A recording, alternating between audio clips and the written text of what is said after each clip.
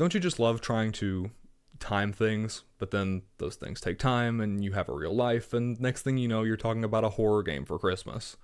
Okay, well, it's almost Christmas. $30 says that by the time you're seeing this, it's like late January. A lot of you probably won't remember this, but about a year and a half ago, I put out a video covering the recently released Amanda the Adventurer, a Dora the Explorer fanfiction turned indie game wherein you need to explore a cozy attic and solve point-and-click style puzzles to unlock VHS tapes that progress the story. That video is super short for me, so I recommend you check it out if you haven't already. But if you'd just like a brief refresher, I really enjoyed my time with the title. It was super short, but an extremely satisfying 100%, and it felt pretty self-contained, which is why I was a little surprised when I saw a demo for Amanda the Adventurer 2 pop up earlier this year. I was eyeing it for the spooky season, but it ended up releasing on October 22nd, just in time for Halloween, but not in time for my lengthy production process. So, we're getting it for Christmas. This game has kind of cozy vibes that jive with Christmas in my opinion, so get comfy, grab a blanket, and settle in as I give you my official take on Amanda the Adventurer 2. This title puts the direct and indirect sequel picking up no more than a few seconds after the credits rolled on the first one. I guess I kind of forgot that the last entry technically ended on a cliffhanger, with a masked figure bursting into the attic before a cut to black. We continue from there in Amanda 2, with the masked figure explaining that she was a friend of your Aunt Kate, and that you need to come with her if you want to live. Apparently this is enough to coerce you into her car, which in every timeline but one leads to your body being found at a dumpster the next morning. But thanks to quantum immortality, we get to experience the reality where you head to the Kinsdale Public Library, as depicted in this out-of-the-blue cutscene that uses a completely different art style than the rest of the game. We never see anything like this again. Apparently your aunt kept an office at this library, so with the masked figure standing guard, and ultimately fruitless endeavor, it's up to you to explore the building, solving vaguely point-and-click style puzzles in order to unlock hidden tapes, and once again use the information within to progress the story. Slightly patchwork intro aside, things have been set up pretty well, and after solving a short puzzle, you'll be ready to pop in your first tape. In universe, Amanda the Adventurer is still an interactive animated children's TV series starring Amanda, although this time around, her animal companion, Wooly the sheep, is notably absent. The tone feels decidedly different in these tapes, with Amanda being slightly lower energy and much more prone to random moments of self-reflection. But beyond that, the show still aims to be vaguely educational, with Amanda occasionally stopping to prompt interaction from the viewer a la Dora the Explorer. Overall, my initial impressions were fairly positive. They really scored some points by absolutely nailing the library space, at least from a vibes perspective. One of my favorite aspects of the original title was the attic. Its vaguely cozy vibe made for an inviting area I enjoyed spending time in, and the library achieves a very similar feel with its gentle after-hours lamp lighting and isolation from the outside world. My only real complaint in this department is that they opted to use a separate VCR unit this time around, yet it's only connected by one cable running to the TV. Does the magic of the tape somehow power the device? But then how would that explain all of the computer monitors inexplicably operating off of just one cable running to the back of what appears to be a standard PC? Or worse yet, this router wireless access point combo that is neither connected to power nor to any sort of modem, yet appears to be fully functional. Some attention to detail here, people. We're trying to design believable worlds. Within the tapes, things start out pretty positive as well. Sure, without Wooly, we're deprived of some of the snappy, sarcastic back and forth I love so much from the first game, but in exchange we get a lot more insight into Amanda's character, which is a worthy direction. As the game progressed though, I started to notice more and more discrepancies in my enjoyment as compared to last time. For starters, after the first puzzle, the puzzles start to feel radically less intuitive. I'm on record as not being super great at puzzles, and part of what I loved about the first game was that it was very approachable to figure out on your own. Across the entire title, there was only one challenge I thought might warrant the use of a guide. By contrast, I refuse to believe that anybody currently alive has figured out the Wise Monkey's trial on their own. Part of it probably has to do with how the pause button is utilized. ATA 1 had this thing locked away in a safe. It came up later in the game, but for the most part, puzzles just involved picking up on obvious hints in the tapes and applying them to some item in the attic. Amanda 2, on the other hand, gives you the pause button from the start, and because of this, a much higher number of puzzles involve cross-world interaction. In practice, though, this mostly just equates to using ESP, presumably, to figure out which random moments you're supposed to pause at to interact with something behind you. This isn't helped much by the larger size of the library. I know I complimented its vibes just moments ago, but once you actually start to use the space, you notice that it's much less densely packed than the attic. The old stomping grounds were packed wall to wall with interactable items. Almost everything had some kind of input, whereas the library is at least thrice the size whilst having arguably fewer important things to interface with. There are way more stagnant set pieces, which makes it feel a lot more obfuscated and arbitrary what actually has puzzle-solving significance. Likely worst of all here, though, is how this sequel handles endings and progression. The first game had a pretty classic formula for this kind of genre. You do your first playthrough, gathering information, get a bad ending, and then boot back up using some of the information from your initial run to unlock new items that alter the course of play. Rinse and repeat, making different decisions until you've seen everything there is to see. It's like my favorite thing, not untangling. Technically, you could go down any of these paths from first boot if you had prior knowledge, but you have to play the game multiple times to slowly peel back the layers of things you don't know. ATA 2 more or less completely abandons this formula. Yeah, I can't think of a single instance where you're expected to bring in knowledge from a previous playthrough to solve a puzzle or unlock something. This time around, they opted for a slightly different approach whereby you do your initial playthrough, get a bad ending, and then when you jump back in, it's just a different game.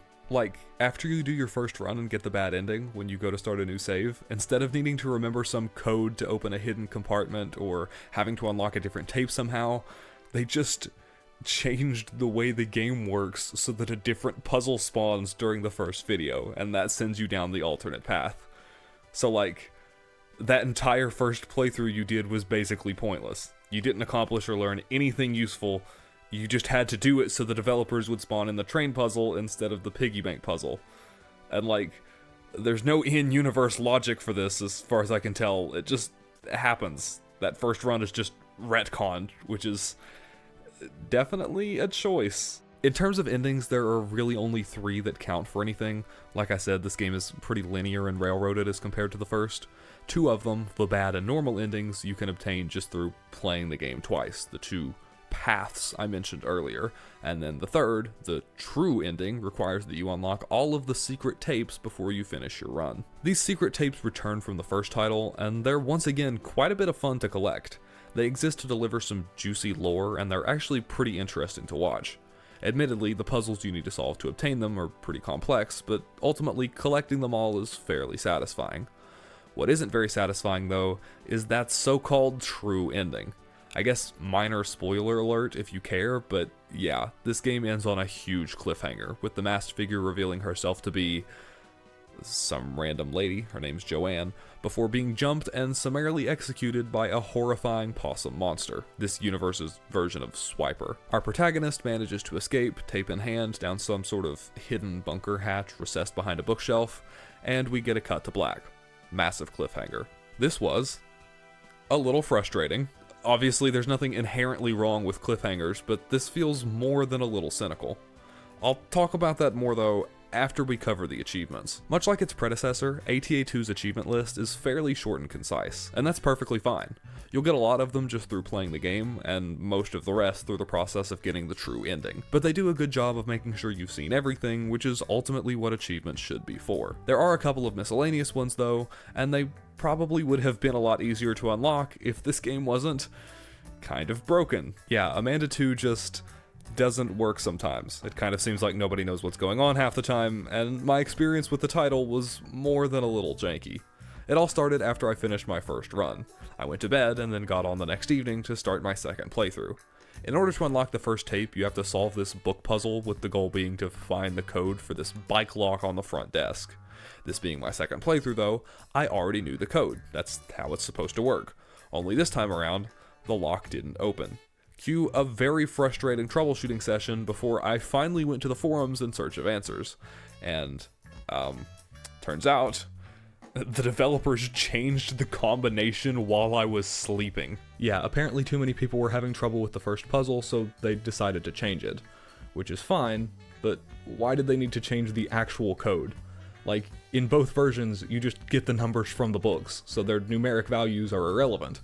They could have just changed the method of derivation to make the puzzle easier whilst retaining the original pin to avoid this weirdly incongruous experience for people who were mid-playthrough when the change was made. I also had a lot of trouble with the train puzzle spawning, which determines whether you're doing a bad ending or normal or potentially true ending run. After you've done your second playthrough, I think it's supposed to be determined by what light source you choose in the first tape, but I was never able to recreate this. It seems random to me. Most frustrating of all, though, was the trouble I had with the Pediatrician's Bad Time achievement. It's relatively simple, and I could have easily gotten it during one of my playthroughs, but I missed it, so I figured I'd grab it during cleanup. One small problem, though, it requires the When You're Feeling Bad tape to complete, which you can only get in the B track of the game, the one that starts with the train puzzle. When you're on this track, the second puzzle, the puzzle block, is supposed to give you this tape. The only problem is, in my game, for some inexplicable reason, I could only get it to dispense the Let's Practice Patience tape, which is from the A track and shouldn't even be obtainable like this. It just kept spawning the wrong tape.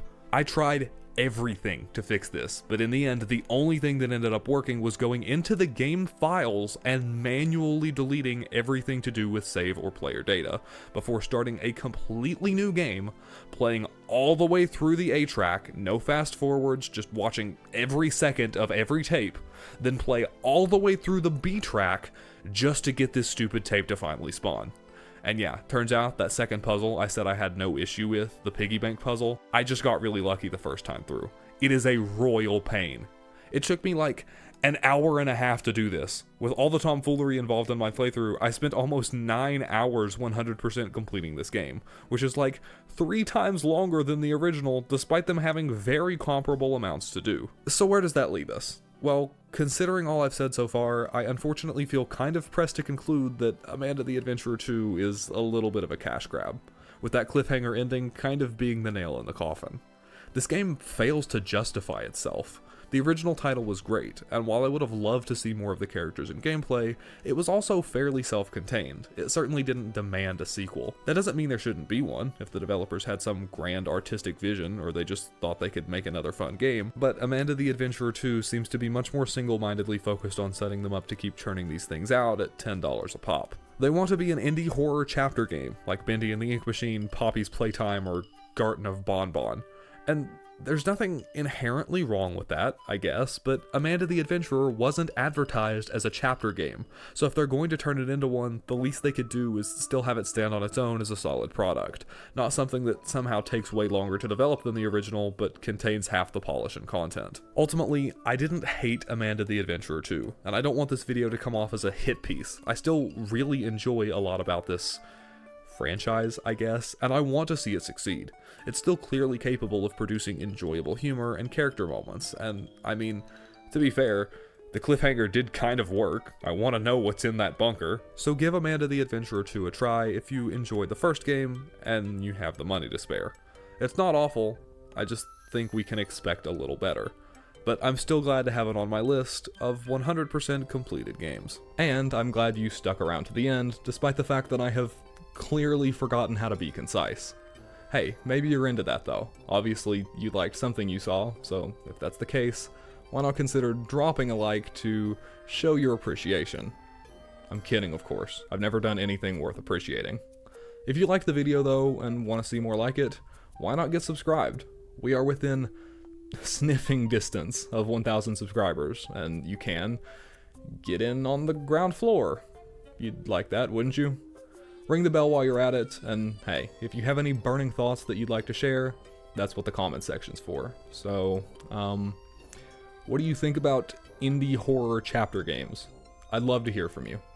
Finally, if you want to check out any of my socials, watch my shorts but on TikTok, those can, as always, be found in the video description, along with any of the music that I used in this video. I guess that's all I've got for you today. It'll be a miracle as is if you see this by the new year, so I should probably get to editing. But I hope to see you in the next one, and as always, thanks for watching.